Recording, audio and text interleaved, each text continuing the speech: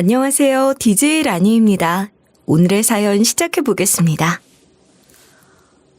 저는 아들 하나, 딸 하나를 둔 40대 여자입니다. 이렇게 말하면 다들 제게 콩깍지가 제대로 씌었다고 할지도 모르겠지만 저는 늘 제 남편을 만나서 제 인생이 활짝 폈다고, 제 인생의 가장 큰 축복이 남편을 만난 일이라고 생각하고 있는 사람이에요. 어머, 재원 엄마 정말 닭살이다, 닭살이야. 아니, 애들이 이만큼 키워놨는데 아직도 남편이 그렇게 좋단 말이야? 그러게 말이야. 이거 어디 문제 있는 거 아니야? 결혼한 지 15년이 됐으면 그건 그냥 가족이지, 가족. 어떻게 아직 사랑이란 말을 입에 담을 수가 있어? 이거 완전 연구 대상감인데? 주변에선 그쯤 됐으면 남자 여자가 아니고 그냥 가족 아니냐며 지지고 볶고 그냥 정으로 사는 거지 대체 뭐가 그렇게 좋냐고 절 놀려대곤 하지만 사실 제겐 다 그럴 만한 이유가 있어요.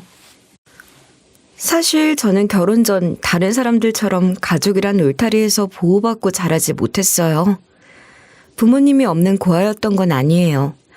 하지만 차라리 고아였다면 좋았을 걸 하고 생각한 적이 많았죠. 만약 그랬다면 다른 누군가에게 맡겨지기라도 했을 테니까요. 하지만 저에겐 양친이 다 있었고 그래서 전 다른 사람의 도움을 받지도 못했어요. 하지만 부친도 모친도 서류상으로만 핏줄일 뿐 자식들에겐 관심도 없는 사람이었죠. 아빠란 사람은 노름으로 돈 다 날려먹고 일찌감치 집을 나가 어디에 사는지도 모르고, 엄마란 사람은 그런 아빠가 집 나가니 자기도 덩달아 저희 두 자매만 남겨놓고 집을 나가버렸던 사람이었거든요. 엄마마저 집을 나가고 나서 저희 자매는 외할머니가 돌봐주셨어요. 그렇게 외할머니와 함께 살긴 했지만 외할머니는 아프시다 보니 우리를 돌봐주긴커녕 본인 거동도 힘드신 분이었죠. 그 덕에 전 아프신 할머니의 어린 동생까지 챙겨가며 중3 때부터 소녀가장 노릇을 해왔고요. 그 탓에 전 항상 가족에 대한 컴플렉스가 있었던 것 같아요. 그리고 그런 제 열등감을 들키지 않으려고 악착같이 살아왔죠. 늘 남들보다 더 열심히 공부하고 남들보다 더 열심히 일하고 그래야만 한다고 생각하면서 살았어요. 그러다 어느 날 남편을 만났는데 남편은 말하자면 제가 어린 시절 너무 부러워하던 그런 가정을 가진 사람인 거예요. 대단히 부유하거나 잘난 집안이 아닌데도 너무너무 화목하고 서로 아끼고 사랑하는 그런 가족 말이에요. 어머님, 감사해요. 저 사실 좀 걱정했거든요. 가족도 없이 자랐다고 혹시라도 싫어하시거나 못마땅해 하시면 어쩌나 걱정도 하고 긴장도 많이 했는데 어머님께서 너무 예쁘게 봐주셔서 마음이 놓이는 거 있죠? 당연하지. 내가 또 사람 보는 눈 하나는 있잖니. 중요한 건 배경이 아니라 그 사람이지. 난 유진이가 우리 가족이 돼서 얼마나 기쁜지 모른다. 우리 가족 모두 그렇게 생각하고 있어. 이제 우리가 너희 가족이 돼줄 테니까 아무 염려 말아라. 시모, 시부, 시누이까지 남편의 가족들은 내세울 것 하나 없는 저를 너무 잘 품어줬어요. 결혼식 할 때도 저를 많이 배려해줬죠. 너무 부끄럽지만 사실 저는 결혼에 초대할 가족이나 친척도 딱히 없었거든요. 그때 외할머니는 이미 돌아가신 뒤였고 친조부모님도 마찬가지였죠. 어린 나이에 우리 두 자매만 남겨두고 나간 데다 형제들에게 돈 빌려 갚지도 않고 잠적해버린 부모란 사람들 덕에 친척들은 저희랑도 별로 연락을 하고 싶어 하지 않았어요. 그래서 전 결혼 전부터도 늘 걱정이 많았어요.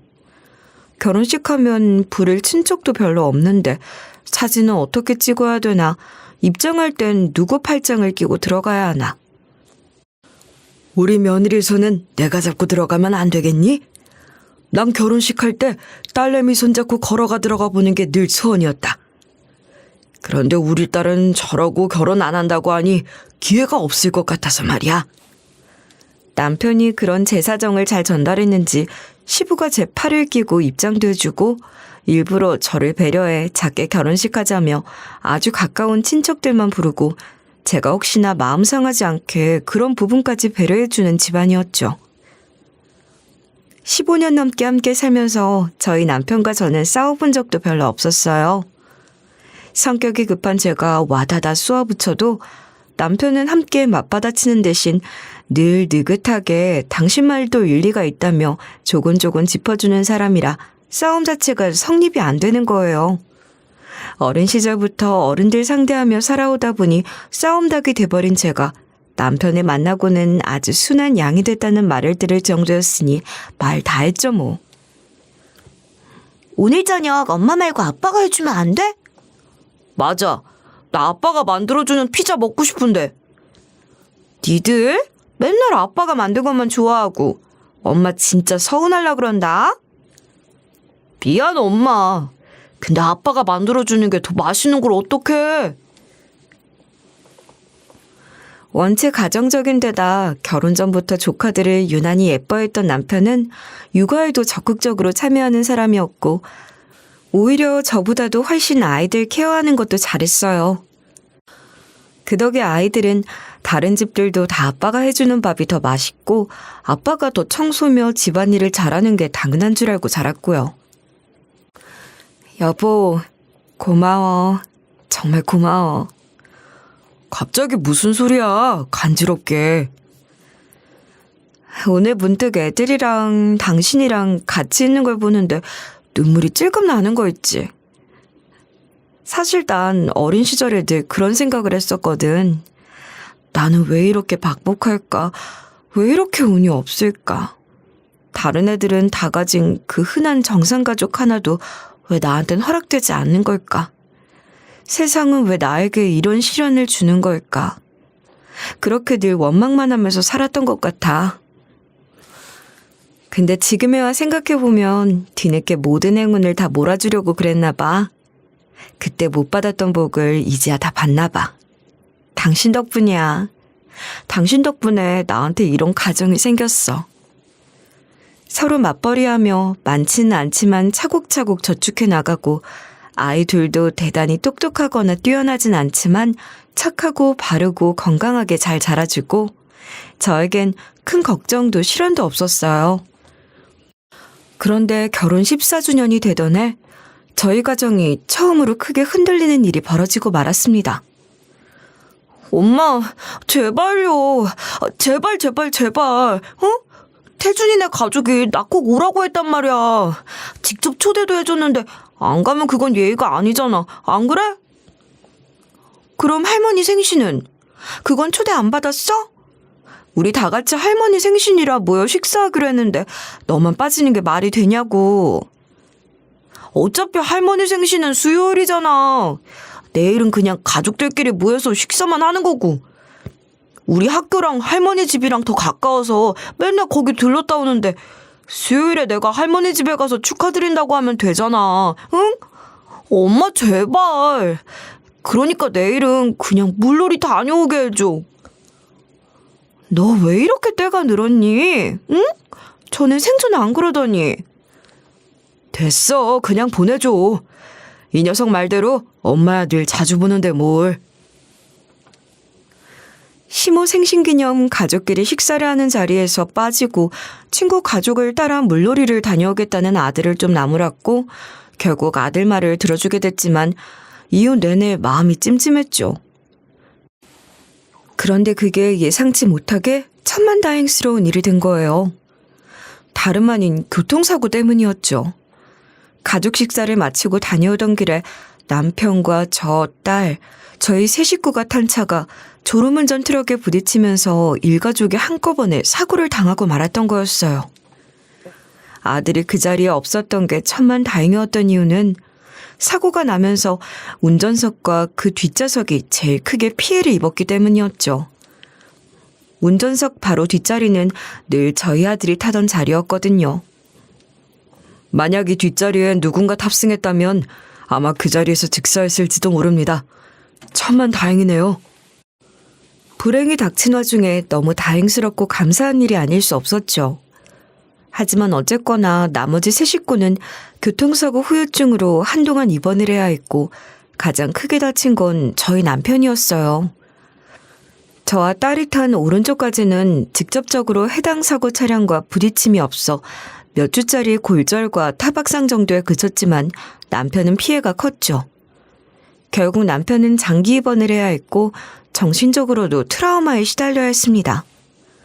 그런 남편을 보는 게 옆에서도 참 마음이 아프고 힘들더라고요. 그런데도 남편은 우리가 걱정할까봐 오히려 씩씩한 척을 하고 아이들에게 아무 일도 일어나기 전처럼 농담을 하며 저희를 안심시켰어요. 비록 시간은 오래 걸렸지만 남편은 복직도 하게 됐고 그렇게 다시 모든 게 정상으로 돌아가는 듯 했죠. 그리고 남편의 복직 후 처음 맞는 남편의 생일날 저는 남편의 회사 사람들에게 감사 인사 겸 직원들 도시락을 싸서 가기로 마음먹었어요. 근데 언니, 그 회사 대표 되게 싫어하지 않았어? 갑자기 마음이 바뀐 거야? 웬 도시락? 대표는 지금도 별로야. 근데 그 이 말 들어보니까 그래도 회사 직원들은 배려 많이 해준다고 하더라고. 대표는 대표고 직원은 직원이잖아. 그리고 그 사람이 이 회사 다닌 지도 꽤 됐고 복직까지 하게 됐는데 이번 기회에 인사 한번 하면 좋을 것 같아서 말이야. 나름대로 서프라이즈지 뭐. 근데 이런데 막 갑자기 도시락 싸들고 가고 그래도 되나? 괜히 뻘쭘해지고 그러는 거 아니야? 에이, 서로 각 잡고 막 일만 하는 대기업이나 근무 인원 엄청 많고 그런 곳이면 나도 이런 생각 아예 안 하지. 근데 여긴 그냥 작은 중소기업이기도 하고 전에 너희 형부한테 듣자하니 종종 비슷한 경우들도 있더라고. 신입이 입사했다고 남자친구가 간식 싸들고 와서 같이 맛있게 먹었다, 분위기 좋았다 이런 얘기도 했고 도시락 싸들고 온 적도 있다고 하고 뭐 그렇게 대충 가족적이고 편안한 분위기인 것 같더라고. 그러니까 나도 이런 생각했지 뭐. 야, 근데 이 정도면 대충 괜찮겠지? 이 정도면 충분해. 미역국, 갈비찜, 잡채, 월남쌈, 양배추전, 샐러드에 과일도 3종류. 와, 이 정도면 언니 거의 도시락 업체를 차려도 될 수준이야. 그래도 남편 회사 사람들이라고 신경 좀 쓰셨나 봐. 우리 먹는 것보다 완전 고급으로 다 준비를 하셨네? 신경 쓰이지 당연히. 자, 다 됐다. 그렇게 열심히 도시락을 싸가지고 남편 회사로 향했죠. 동생이 도와준 덕분에 수고를 좀 덜었고요. 그래도 혹시 몰라서 전화 한번 하고 올라가려고 했는데 전화를 안 받네? 형부 지금 일하고 있나 보지 뭐. 그냥 한번 올라가 봐. 그래야겠다. 도와줘서 고마워. 내가 같이 들어줘? 아니야. 너희 언니 가진 건 힘뿐이잖냐. 그렇게 도시락을 챙겨 남편 회사로 올라갔죠. 점심시간은 15분 정도 남겨둔 시간이라 아직 업무에 한창인지 회사 안이 조용하더라고요. 발걸음도 조심스레 내디디며 남편이 있는 곳을 찾으려고 하는데 대표실 문이 빼꼼 열려있고 그 안에서 남편과 대표가 대화를 나누는 소리가 들려오는 거예요. 업무 얘기를 나누는 모양이니 잠시 기다려야겠다 싶어 문 밖에서 그 소리를 듣게 됐죠. 그런데 어째 대화 내용이 좀 이상한 거예요. 그래, 할 줄 아는 게 없으면 이거라도 제대로 해야지. 내고도 그거 그래봬도 한 200 하는 거야. 구석구석 꼼꼼하게 잘 닦으라고.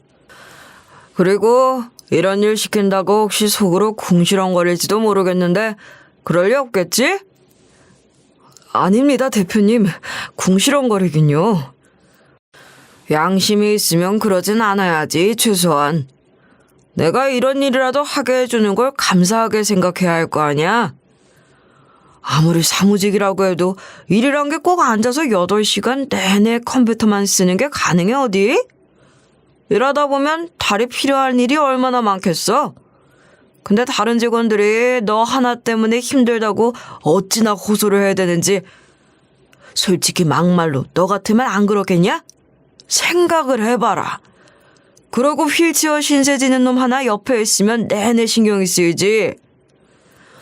뭐 하나 제대로 혼자 할 줄 아는 게 있겠냐 이 말이야. 너 다른 직원들은 너한테 잘하고 나이스한데 나만 너한테 지랄 맞게 군다 그렇게 생각하면 오산이야. 나야 앞에서 대놓고 말이라도 하지. 다른 직원들은 그것도 못하는 거야. 그리고 뒤에 와서는 나한테 다 얘기한다니까? 저 새끼 언제 자르냐?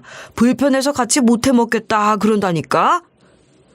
근데도 내가 너 안 자르고 계속 써주니까 얼마나 고마운 일이야. 그걸 알아야 되는 거야, 네가 사람이면. 예, 그렇지 않아도 늘 감사하게 생각하고 있습니다. 복직시켜주신 것도. 마음으로만 그러면 무슨 소용이야. 감사하면 감사 표시 정도는 최소한 해야 하는 거지. 대표는 남편을 계속 조롱해댔고 그러다 남편의 표정이 살짝 구겨졌는지 그걸 또 문제 삼아대더군요. 인상이 또 왜 그러냐? 너 또 뭐 몸 불편한 것 좀 갖고 인권 운운하면서 대들려고 하는 거야? 그래? 아니요, 아닙니다. 절대 아니죠. 아니, 요즘 인간들은 진짜 PC다 뭐다 인권이 어떻다 저떻다 뭐가 그렇게 바라는 게 많고 배려해달라고 하는 게 많은지 그런 게 다 호의를 베풀면 권리인 줄 아는 것들이라니까. 세상이 어쩌다 이런 찌질이들 말을 다 들어주는 곳이 됐는지. 이러니까 대한민국이 발전이 없는 거라고. 발전이. 회사란 데가 사회란 데가 뭐야. 서로 무한 경쟁 사회 아니야. 다 각자 역할이 있는 거고 각자가 부품이 돼서 열심히 일하는 거고 그럼 그만큼 성과를 내는 게 당연한 거고 아니야? 근데 그 성과를 못 내는 놈이 있다. 그걸 내가 대체 왜 봐줘야 돼? 심지어 경력까지 해가면서? 너도 명심해. 인권 운운하면서 네 권리 내세우기 전에 네가 제대로 네 의무는 다 하고 있는지 그것부터 생각을 해보란 말이야. 여기는 회사야 회사. 복지관도 아니고 성당도 아니고 무슨 인권단체도 아니고 자기 역량은 자기가 증명해야 되는 회사라고. 내가 뭐 신부도 아니고 수녀도 아니고 회사에서 뭘 봐주길 원하는 거야 도대체. 안 그래? 거기까지 듣고 나니 도저히 더는 가만 참고 있을 수가 없겠더라고요. 도시락이고 뭐고 일단 다 내려놓고 들어가 대놓고 따지려고 했죠. 그런데 제가 문을 열고 들어가려고 하는 그 순간 그만 더 가관인 장면을 목격해버리고 만 거예요. 대표놈이 글쎄 정수기에서 물을 따르더니 그 물을 남편에게 그대로 부어버리는 거예요. 읍스, 실수로 부어버렸네. 괜찮지? 어? 거기서 저도 완전히 눈이 뒤집혔죠. 저는 내려놨던 도시락통에서 담아온 미역국통을 꺼내들고 가서는 대표는 면상 위에 그대로 부어버렸어요. 뭐야, 이년, 야, 너 미쳤어? 누군데 어디서 이따위 행패야, 이년이? 여보? 여보? 뭐야, 이년이 네 와이프야? 남편은 대표놈의 구두를 그대로 손에 든 채 얼어붙었고 대표놈은 불시의 습격에 당황한 눈치였죠. 그래, 내가 이 사람 아내다. 야, 이 새끼야. 네가 감히 내 남편한테 이딴 짓을 시키고 조롱까지 해야 돼? 내가 너 가만 놔둘 줄 알아? 이 새끼, 너 단단히 잘못 걸린 줄 알아. 내 남편이 순하고 착해서 고분고분 네 그 괴롭힘에 다 당해주니까 나도 비슷한 줄 알았겠지만 전혀 아니거든? 어릴 때부터 저를 지켜줄 제대로 된 어른이 없이 자라다 보면 제 스스로가 저를 지켜야 했고 전 어릴 때부터 동네 깡패나 술주정뱅이 아저씨들과도 맞붙어 이겨먹었던 소문난 쌈딱이 됐었거든요. 그렇게 길러진 성깔이 남편 만나고 잠잠해졌다가 또 이렇게 한번 다시 살아나는 기분이 들더군요. 중간에 함부로 해고하려고 별 지랄을 다 떨어댔어도 그래도 내가 복직 이후로는 별 잡음 없이 잘 다니기도 하고 또 딴 직원들은 잘 대해줬다고 해서 도시락까지 바리바리 싸들고 왔더니 뒤에서 이딴 짓이나 벌이고 있어? 그럼 내가 이딴 놈 원하지도 않는데 받아주고 이 정도 즐거움도 못 누리나? 즐거움이라고? 넌 너보다 약한 사람 괴롭히고 조롱하고 비아냥대는 게 그게 즐거움이냐? 진짜 쓰레기 같은 새끼. 인연이 근데 사고 나고 목 같은 놈 받아줬더니 대표란 인간의 밑바닥 같은 모습에 정말 환멸감마저 들더군요. 사실 그때 그 사고 말이에요. 그 이후로 저희 남편은 신체적 핸디캡을 갖게 됐었거든요. 영영 두 다리를 쓸 수 없게 된 거였죠. 그 사실을 받아들이는데 참 힘든 시간이 걸렸었고요. 하지만 결국 어쩌겠어요. 아픈 몸도 고장이 나버린 신체도 어쨌든 삶의 일부로 받아들이고 인정하고 살아야 하는 거잖아요. 그런데 당장 하루아침에 그런 일을 감당해내야 하는 어려움도 모자라 그 일로 부당해고까지 당하게 됐던 거였어요. 그런데 몸이 불편하다는 이유로 차별하거나 해고하는 건 법적으로 금지된 거잖아요. 남편은 현장직 종사자도 아니었고 그저 출근하면 책상 앞에 앉아 컴퓨터만 쓰는 사무직인데 걷지 못한다는 이유로 자르는 건 말이 안 되는 거죠. 게다가 아무리 업무의 시간에 벌어진 일이라도 남편이 하는 직무는 휠체어 타는 사람이라고 못하는 일도 아니었고 사고도 남편의 잘못이 아닌 졸음운전으로 벌어진 일이었고요. 그건 엄연히 부당해고였습니다. 그래서 저희는 소송을 걸었고 긴 싸움 끝에 결국 승소해 남편은 복직에 성공하게 됐던 거였거든요. 그 뒤로는 당연히 큰 문제 없이 잘 다니는 줄로만 알고 있었죠. 직장서 잘렸다 복직했다고 혹시 안 좋게 보는 사람은 없어? 대표가 혹시 고깝게 대하거나 그러진 않아? 자기가 한번 잘났는데 소송까지 해서 다시 들어간 거잖아. 아니야, 전혀. 다닐만해, 정말. 직원들이 그래도 나랑 오래 봐온 사람들이라 그런지 배려도 얼마나 잘해주는데. 그리고 대표 태도도 생각보다 나쁘지 않아. 너무 걱정하지 마, 여보. 그런 남편의 말에 안심을 했었는데 이제 보니 남편은 그동안 대표란 놈한테 이렇게 지속적인 직장 내 괴롭힘을 당해왔던 거였어요. 당신은 왜 도대체 나한테 말을 안 했던 거야? 이런 일을 대체 얼마나 당해왔던 거냐고. 난 그것도 모르고. 남편을 향한 제 물음에 남편 대신 대표놈이 답하더군요. 그럼 뭐? 내가 저런 놈 다시 받아줄 때 오냐오냐 떠받들어 주기라도 할 줄 알았냐? 무식한 거지 순진한 건지. 당연히 이 정도는 감수해야지. 내가 뭐 할 거 안 해주는 게 있나? 돈 꼬박꼬박 주지, 일 꼬박꼬박 시키지. 그거면 됐지. 뭘 더 바라는데? 주제 넘게. 내가 써주는 것만으로도 고맙게 여겨야 할 거 아니야. 여보, 나한테 말을 하지. 그럼 내가 뭐라도 해볼 수 있었을 텐데 어떻게 이딴 놈 밑에서 버틴 거야 대체. 당신이 너무 마음 아파할까 봐 그랬지. 그리고 그보다 사실은 일자리 잃을까 봐 그랬어. 내가 문제 제기하면 결국 잘리는 건 나을 거 아니야. 이 회사가 이 대표 건데 내가 무슨 수로 이기겠어. 그럼 당장 나가서 새 일자리를 구해야 하는데 이런 다리 가진 나를 과연 누가 뽑아줄까? 그래서 걱정했어. 그리고 다른 사람 일들에도 그렇게 마음 쓰고 고생하는 당신인데 내 일이만 오죽했겠어. 당신은 아마 나보다도 몇십 배로 더 마음 아파할 텐데 내가 그 꼴을 어떻게 봐. 그런 저와 남편의 대화에 대표란 인간은 픽 웃으며 조롱을 해댔죠. 웃기고들 앉아있네. 야, 니들 둘이서 무슨 멜로드라마 찍고 앉았냐? 어? 그딴 쌉소리 짓거릴 거면 방 잡고 하고. 너 미친년, 너 이거 어떻게 할 거야? 갑자기 회사에 들이닥쳐서 그것도 내 방에 무단으로 들어와서 나한테 가면 미역국을 들이부어? 나 당장 니들 둘 다 고소 때릴 거야. 나 지금 화상 입게 생겼고 정신적으로 너무 충격받아서 일 자체가 불가능할 지경이거든. 대표는 열을 내며 팔짝팔짝 뛰어대기 시작하더군요. 웃기지도 않아서 정말.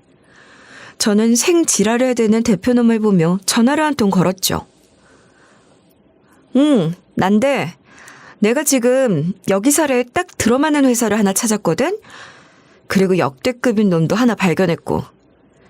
그래서 여기로 와서 전수조사 한번 하면 괜찮을 것 같아.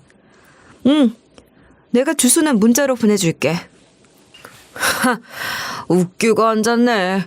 어이, 아줌마, 뭐 역할 극해? 007 놀이 같은 거 하는 거야? 아줌마가 뭔데 우리 회사를 전수조사를 해라 말아야? 아줌마, 뭐 검찰청장 와이프라도 돼? 뭐 대통령 영부인이야? 집값게 무슨 힘이 있다고 감히? 내가 경찰청장 와이프, 대통령 영부인은 아닌데 그래도 니깐 놈 하나쯤 조사할 힘은 있거든? 그리고 미안한데 난 하려면 경찰청장 대통령을 하지 째째하게 그런 와이프 노릇은 안 해. 네가 뭔 일 당할지 궁금하면 좀만 기다려봐. 곧장 여기로 사람들 올 거니까. 제가 대표에게 했던 말은 단순 협박이나 과시는 아니었어요. 정말 곧 그 회사로 조사단이 들이닥칠 예정이었죠. 사실 남편의 사고 이후 저는 제가 할 수 있는 일들에 대해 고민을 깊이 하기 시작했어요. 저 스스로도 미안하고 반성되는 말이지만 남의 일을 때는 못 느꼈던 부당함이 내 남편, 내 가족의 일이 되고 보니 너무 우리 일상에 빈번하게 일어나고 있는 게 보이더라고요. 당장 휠체어 탄 내 남편과 들어갈 수 있는 식당도 많지 않고 대중교통 이용도 힘들고 세상에 외쳐 바꾸고 개선해야 할 일들이 한둘이 아니었던 거였죠.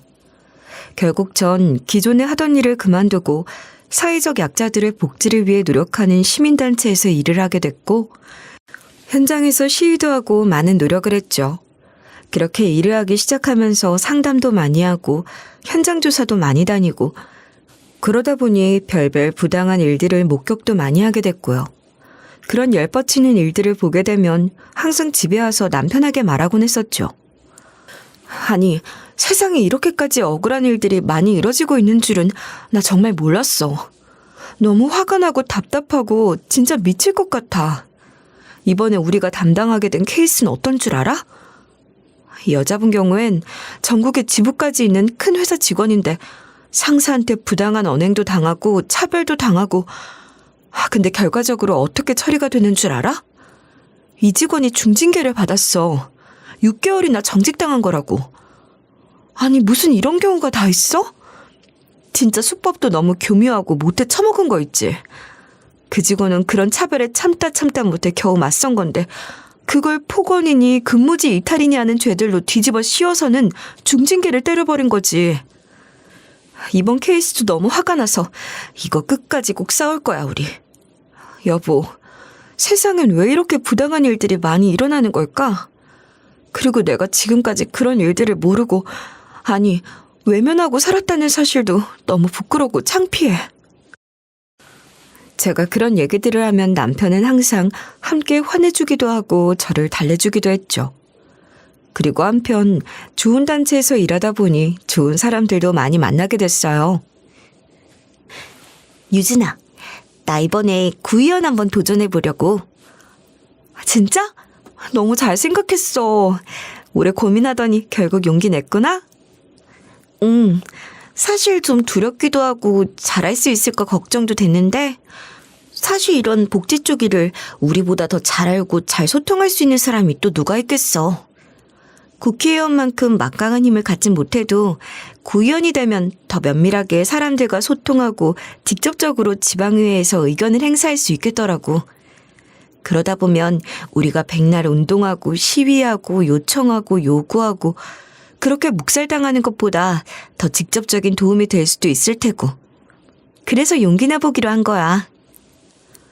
함께 일하는 시민단체에서 저와 제일 친했던 동료이자 막역한 친구가 지방의회 의원에 도전하게 됐죠. 그리고 구의원으로 당선이 된 후 장애인 복지분과에 소속되어 열심히 일을 하게 됐어요. 현장에서 일하다가 부당한 일들 보면 언제든 나한테 연락 줘. 그리고 내 임기 기간 동안은 특별히 차별사례 조사기관으로 지정이 됐으니까 사례 제보는 많을수록 좋아. 이런 기업들에 대해서 더 조사하고 처벌도 하고 할 예정이거든. 그런데 마침 제가 정확히 그런 사례에 해당하는 현장을 목격하고 말았으니 너무 좋은 기회잖아요? 전 곧장 그 친구에게 연락해 제보를 해버린 거죠. 제가 남편에게 미안해하고 대표놈이 날 뛰어대는 와중에 그렇지 않아도 살해 조사에 한창이던 구의회 소속 같은 팀 사람들이 내가 보내준 조서를 받고 회사로 단체로 왔더군요. 그렇게 구의회 차원에서 실시된 조사는 지방자치의회 회의에서 논의되고 일은 점점 커져 결국 법정으로까지 넘겨지게 됐어요. 그 난리가 발생하고 난 다음 날 저는 오래 생각하다 남편에게 조심스레 물었어요. 근데 당신 말이야, 왜 미리 얘기해주지 않았어? 물론 잘릴 게 두려웠을 순 있지만 그렇다고 해도 그런 취급을 받으면서까지 다니는 건 그건 정말 너무한 거잖아. 나한테까지 말을 안 해준 건 솔직히 좀 섭섭하고 서운했어. 내가 이렇게 다른 사람들을 위해서도 백방으로 뛰고 노력하는데 어떻게 내 가장 가까운 사람인 당신의 아픔은 모르고 있었나 싶어서 스스로 무력감도 들고 죄책감도 들어. 그리고 무엇보다 당신이 날 못 믿어한 건 아닐까, 내가 못 믿어서 말하지 않은 건 아닐까, 그 사실도 너무 슬프고. 당신이 못 믿어서가 아니야. 그런 게 아니라고. 사실은 당신이 얼마나 열심히 일하는지, 당신이 어떤 살해자들을 만나고 어떤 경우들을 접하는지를 너무 잘 알아서 더 그랬던 것 같아. 당신이 늘 그런 얘기들 들려줬었잖아. 나랑 비슷한 처지에 있는 사람들이 당하는 일들 말이야. 분통 터지고 화나고 억울하고 그런 일들을 들을 때마다 오히려 더 숨겨야겠다는 생각이 들었던 것 같아.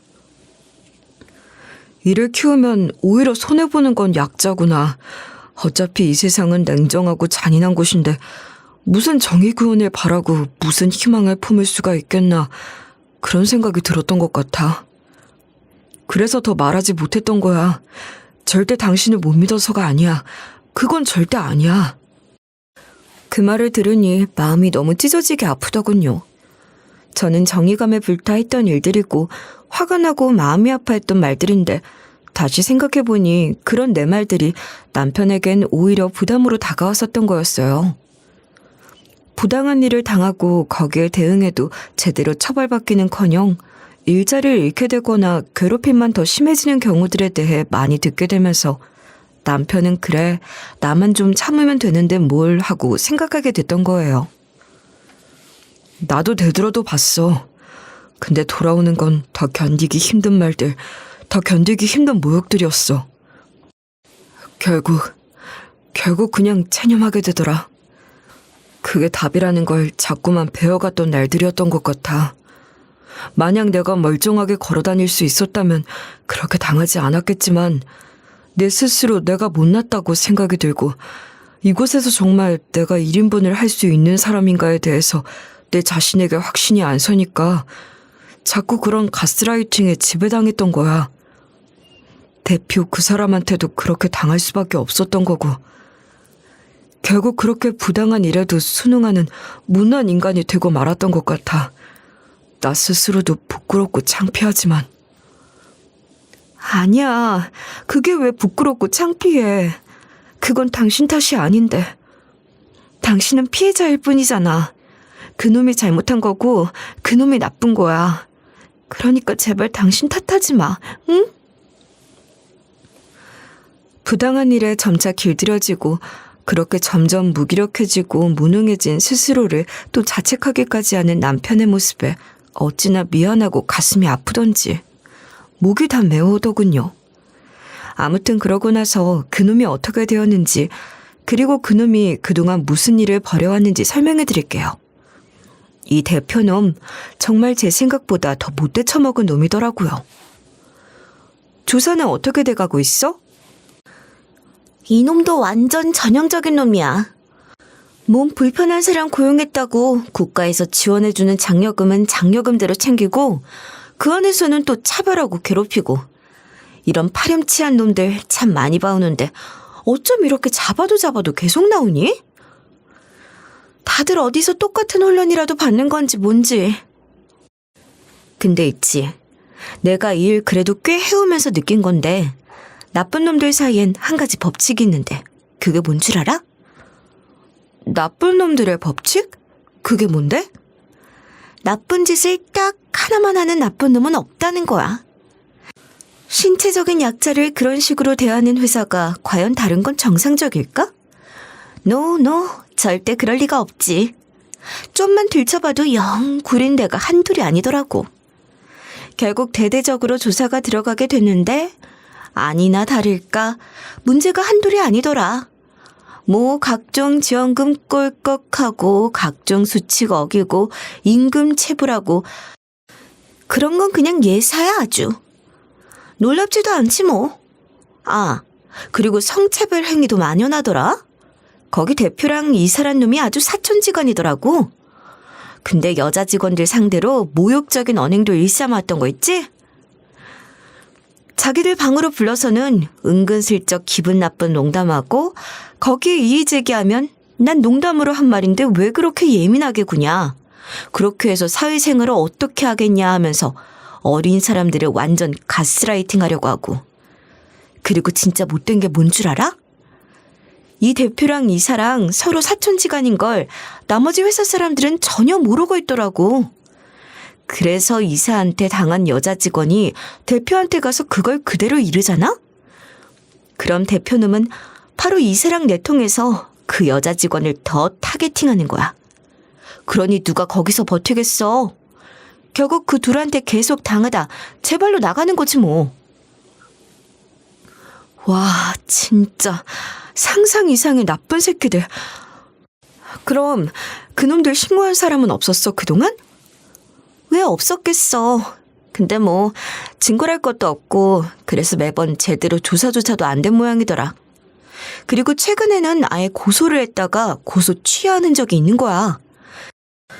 근데 알고 보니까 이걸로 고소하면 너만 힘들 거다. 고소가 그렇게 쉬운 건 줄 아냐. 몇 달 몇 년이 질질 끌 수도 있는 건데 그때까지 너 진 다 빠지게 할 거다. 어디 취업하든 소문 낼 거다. 이딴 식으로 협박까지 해서 강제로 취하게 만들었던 거 있지? 진짜 가지가지 아니니? 결국 그 모든 일들의 결과로 대표와 이사 두 놈은 각각 개인 처벌을 받았고 회사 역시 3개월 영업정지라는 중징계를 받게 됐어요. 그런데 애초에 영업이익도 마이너스로 가던 회사가 3개월이나 영업정지가 되면 직원들이 월급도 안 나오는 코딱지만한 회사를 누가 지키고 앉아있어 주겠어요. 결국 회사는 문 닫고 폐업하는 수순으로 갔죠. 각종 부당 언행들로 벌금 왕창 물고 직원들 퇴직금까지 챙겨주면서 결국 대표놈은 완전 전 재산 다 잃게 생겼더군요. 그게 다 제 탓이라고 생각한 대표놈은 억울했던 건지 저한테 개인적인 소송을 걸고 들어오더라고요. 내가 니년 가만 안 놔둔다고 했었지? 감히 함부로 들이닥쳐서 나한테 미역국까지 부어놓고 그냥 가만히 넘어갈 줄 알았다면 우산이지. 내가 너 때문에 지금 화상까지 입었고 심적 피해도 너무 심각하거든? 내가 이걸로 소송 들어갈 거야. 그리고 소문도 다 퍼뜨릴 거니까 그런 줄 알아. 무슨 인권 운운에 대는 시민단체에서 일한다는 년이 이래도 되는 거냐고. 온갖 유튜브 신문에다 다 퍼뜨릴 거라고. 이거 진짜 모순 아니냐? 내가 진작에 알아봤지. 원래 인권이 어떻니, 민주주의가 어떻니, 정의가 어떻니 이 지랄 해대는 것들이 뒤에서는 더한 짓하고 뒤가 구린 법이거든.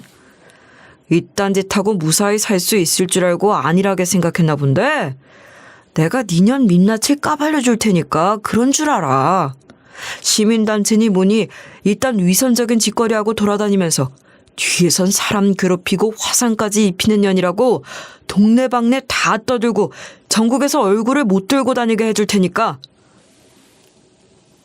못났다 못났어. 와, 넌 어쩜 그렇게 하나부터 열까지 그렇게 못났고 찌질하고 추잡하기만 하니? 그렇게 열등감에 무식함에 못난 점들로만 똘똘 뭉치기도 참 쉬운 일이 아닌데.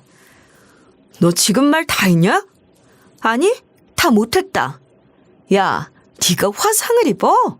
아주 혼자 뭘 얼마나 잘 처먹었는지 얼굴이고 목이고 허연히 피둥피둥 살만 오르고 기름이 잘잘 흐르는구만. 대인 자국이 여기 어디 있는데?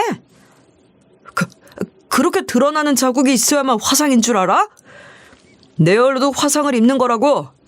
네가 뭘 안다고 함부로 떠들어 제껴? 웃기고 있네. 야, 그 미역국 애초에 뜨겁지도 않았어, 이 멍청한 새끼야.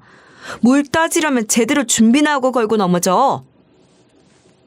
사실 그날 도시락을 준비해 나르는 길 동생의 차에서 미역국을 보온병에 안 넣었던 사실을 깨달았었거든요. 어머, 나 너무 멍청했다. 왜 그래, 언니? 못 빠뜨리고 왔어? 아니, 이 보온병 말이야. 내가 여기다가 미역국을 넣고 저 물통에다 식혜를 넣는다는 걸 2개를 깜빡하고 바꿔놓은 거 있지. 에이, 가뜩이나 더워서 에어컨 찬바람 쌩쌩 다 틀고 달려왔는데 미역국 다 식었겠다. 정말? 한번 봐봐. 어머, 진짜 다 식었네? 어떡하면 좋냐? 어쩔 수 없지 뭐. 이따 가져가서 전자레인지에 한 번씩 더 돌려서 드시게 해야겠다. 나 요새 왜 이러니 정말. 정신줄을 어디다 놓고 다니나 봐 아주. 그렇게 저의 덤벙거리는 성격 덕분인지 탓인지 미역국은 차게 식어버렸었고 저는 이미 그 사실을 인지한 뒤 미역국을 대표놈의 얼굴에 부은 거였죠. 설마 그 정도도 계산하지 않고 그런 무모한 짓을 했겠어요?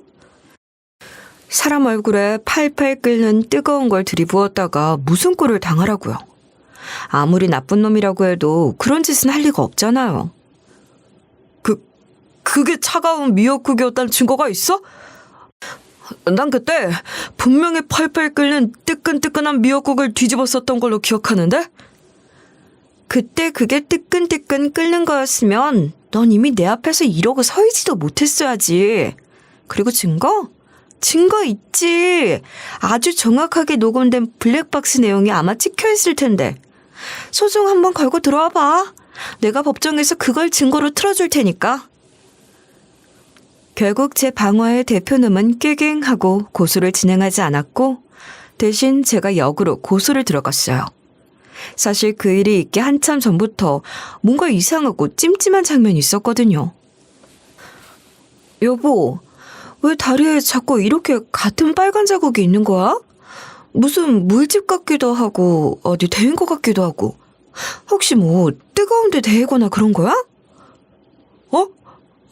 아니, 그냥 정수기에서 물 따르다 실수로 가끔 좀 튀었나 봐. 아무래도 아직 휠체어에 적응도 안 되고 몸이 불편해지고 하다 보니까 안 하던 실수를 하게 되네. 뜨거웠겠다. 조심해야지. 아니야, 이거 뭐 별로 심한 것도 아니고 아무 느낌도 없었어. 괜찮아. 남편은 그냥 본인 실수라고 둘러댔었고 별로 심한 자국은 아니니 저도 그냥 조심하라고만 하고 넘겼었죠. 그런데 나중에 알고 보니 그 자국 역시 대표놈이 매번 그래왔던 거 있죠? 제가 갔을 때 목격했던 것처럼 차가운 물을 남편한테 붓는 것쯤은 뭐 늘 있는 흔한 일이었고 어떨 때는 정수기 뜨거운 물을 실수로 튀긴 척하고는 너 다리 불편하니까 이런 감각도 안 느껴지지 않냐고 망언까지 해댔던 거예요. 뜨거운 걸로 화상 입은 건 지놈이 아니라 내 남편인데 어따 대고 뻔뻔하게 고소질 운운을 한 건지 대체. 결국 직장 내 괴롭힘으로 그 부분까지 제대로 처벌받게 해줬죠. 여보, 그 대표는 말이야. 지금 병원에 입원했다더라? 입원? 왜? 어디 아프기라도 하대? 뭐 내가 알 바는 아니지만. 그게 아니라 어디 가서 사기치다가 걸렸는데 알고 보니 그 사기 피해자 중에 주먹 꽤나 쓴다는 남자가 하나 껴있었나 봐. 그래서 그 남자한테 엄청 두들겨 맞고 전치 10줄 했나? 아무튼 여기저기가 다 부러지고 터지고 난리가 나서 입원을 했다는 거야. 아이고, 그 새끼 내가 언젠가 그런 일 한번 터질 줄 알았다. 그렇게 된통 당했으면 이제부터라도 정신을 차리고 제대로 살아봐야지. 그러고 다짐을 해도 모자랄 판에 또 어디 가서 남들 뒤통수 치고 사기 쳐먹을 생각이나 하다니. 사람 진짜 안 변한다, 안 변해. 그러게 말이야. 자기보다 약한 사람한테는 그렇게 악랄하게 굴더니 또 주먹 좀 센 사람한테는 그러고 얻어터지고. 그런 걸 보면 참 사람이 얼마나 간사한가 싶어, 정말. 약자만 골라 괴롭히던 강약 약강의 찬영이 완전 지보다 강한 놈한테 제대로 잘 걸렸네 뭐. 그런 놈은 그렇게 한번 흠칫 당해봐야 돼. 어법임 제대로 맞았네 뭐. 그런다고 정신을 차릴란간 모르겠지만 어쨌든 속은 시원하다 시원해. 고소도 하고 벌금도 먹이고 처벌도 받게 했지만 사실 마음 한켠에선 저놈을 내가 한 대 흠신 두들겨 패줬어야 하는데 하고 아쉬운 마음이 솔직히 있었거든요. 물론 이젠 저도 어린애가 아니고 아이 둘까지 키우는 엄마다 보니 그런 짓을 차마 실천에 옮길 생각은 하지 않았지만 그런데 절 대신해서 대신 누군가가 그렇게 그놈을 실컷 두들겨 패줬다는 소리를 들으니 어찌나 속이 다 시원하던지 그날 밤은 정말 꿈도 안 꾸고 푹 잤던 것 같아요. 참 별나고 파란만장했던 그 난리통을 다 겪은 후 다행스럽게도 남편은 그 전 회사보다 훨씬 좋은 곳으로 이직에 성공했어요. 지금 남편이 다니는 곳은 말로만 겉으로만 번지르르 한 게 아닌 약자들의 인권과 권리에 정말 관심이 많고 실천하기 위해 노력하는 대표가 운영하는 회사더라고요. 그런 곳에서 남편 외에도 귀가 불편하거나 손이 조금 불편하거나 하는 사람들도 비장애인들과 함께 모여 동등하게 일하고 있죠. 저는 계속해 전에 일하던 시민단체에서 쭉 일을 하고 있어요. 지금은 어느 정도 책임자급 위치가 됐고 여전히 세상엔 아름답고 행복한 일들보단 부당하고 공정하지 못한 일들이 더 많이 일어나는 게 현실이에요. 하지만 저에게 한 가지 달라진 변화가 있다면 이제는 전처럼 그런 현실에 분노하고 분통을 터뜨리고 억울함을 토로하기보다는 조금 더 긍정적인 방향으로 희망을 품고 제가 할 수 있는 일들에 힘을 쓰고 있다는 거예요. 여보, 요즘 당신 보면 전보다 훨씬 밝고 기운차 보여서 너무 좋아. 당신 덕분이야. 어차피 내가 전지전능한 신도 아니고 모든 걸 바꿀 순 없지만 그래도 내가 할 수 있는 것들부터라도 차근차근 해보고 싶다고 생각하게 된 건 모두 당신을 보면서였으니까. 어린 시절부터 참 다사다난했던 제 인생이지만 이제 저는 제게 일어난 그 어떤 일도 원망하거나 박복한 저를 탓하지 않아요. 대신 주어진 삶을 더 긍정적으로 살아내려고 노력하고 있죠. 그렇게 열심히 살다 보면 또 크고 작은 행복들이 저희 가족과 또 우리 사회에 찾아와 줄 것을 믿으면서 말이에요. 지금까지 제 사연을 들어주신 모든 분들께 진심으로 감사드리며 여러분의 가정에도 이웃에도 감사와 행복이 가득가득하시길 진심으로 바라겠습니다.